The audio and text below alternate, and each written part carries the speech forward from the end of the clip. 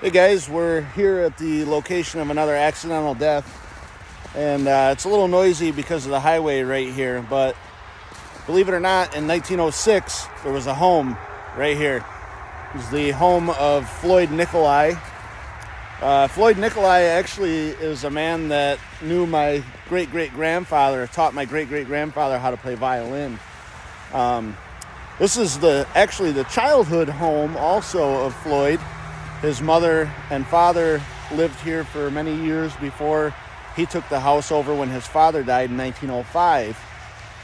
And in 1906, August 23rd, there was a storm that rolled through Midland here. And Floyd was here with his mother, and his mother had gone down into the basement to take care of some milk and put it on a shelf in the cellar. And while she was down there, the storm rolled over. Back in those days, it was common to have a metal chimney liner. The wood stove was in the basement. Lightning struck the metal liner to the chimney. The lightning traveled all the way down the metal liner and jumped off the wood stove and electrocuted his mother. And the newspaper article, which I'll read when we get to the cemetery to see the grave, tells a little bit better story, a little more fluid story about how this all happened. So let's go to the cemetery, we'll see the grave, and I'll read the newspaper article.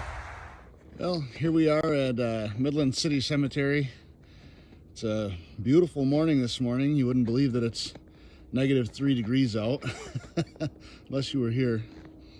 But this is the grave of Daniel and Daniel and Catherine Nicolai, and these are the parents of Floyd Nicolai. And Catherine is the one that was electrocuted by lightning in the basement of her home. It says Catherine Nicolai, mother, born September 11th, 1848, a date that will forever live in infamy, and died August 23rd, 1906, at rest. This article is from the Midland Republican, August 24th, 1906. Death was almost immediate. During the sudden electric storm that swept over Midland and vicinity yesterday, the house of Mr. Floyd Nicolai of Larkin, about 3 miles from the city, was struck at 10:30 a.m., the current passing down the stovepipe to the stove and from that through the floor to a very small cellar under the house where Mrs. Daniel Nicolai, Floyd's mother, was taking care of milk.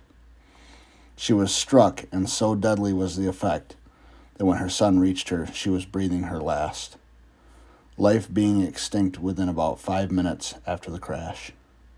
There was no wound visible upon her, and but slight discoloration. A hole was made through the floor under the stove, but stove and pipe showed no mark. Mrs. Nicolai has been a widow about a year and was living with her son. She was about 60 years old.